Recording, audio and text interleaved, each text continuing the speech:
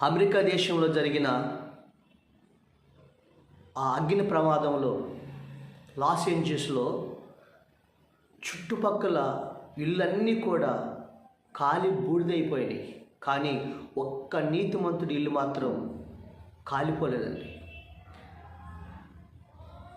ఆ ఇళ్ళ మధ్యలో ఆ నీతిమంతుడి ఇల్లు ఉంది, పక్కనే చర్చి ఉంది. చుట్టుపక్కల అన్నీ కూడా 13,000 స్ట్రక్చర్స్ మొత్తం కాలి బూడిదైపోతే ఈ నీతిమంతుడి ఇల్లు మాత్రం కాలిపోకుండా దేవుడు కాపాడాడండి. కారణం తెలుసా?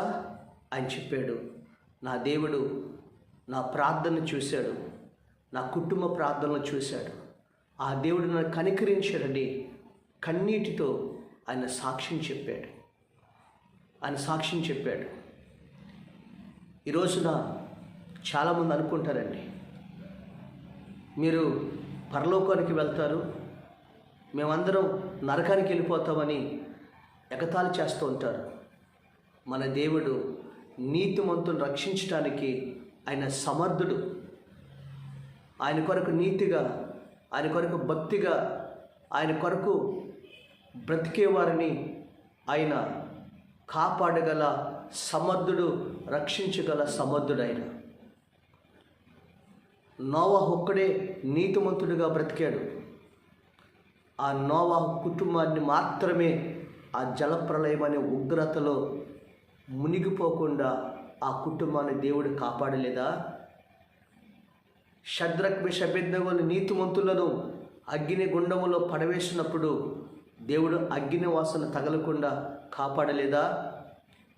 ఈ రోజున బైబిల్ గ్రంథంలో ప్రియులరా ఒక మాట చలవిస్తుంది. 91వ కీర్తన 7వ వచనం మనం చూసినట్లయితే, నీ కుడి పక్కన 1000 మంది పడినను, నీ పక్కన 1000 మంది పడినను, నీ కుడి పక్కన 10,000 మంది కూలినను ఏ అపాయమో నీ యొద్దకు రాదని ప్రభు చెప్తున్నాడు. వింటున్నారమ్మా? నీ పక్కన 1000 మంది పడినను, నీ కుడి పక్కన 10,000 మంది కూలినను అపాయం ఏమీ నీ వద్దకు రావద్దని చెప్తున్నాడు. చుట్టుపక్కల ఇళ్ళన్నీ కూడా కాలి బూడిదైపోతే ఒక్క నీతిమంతులైన ఇంటిని కాపాడిన దేవుడు. ఇది సాధ్యమేనా? అందరూ అనుకుంటారు. దేవుడికి సాధ్యమే, దేవునికి అసాధ్యమని లేదు. ఈ రోజున ఆ దేవుడు నీతిమంతులను రక్షించుటకు ఆయన సమర్థుడు.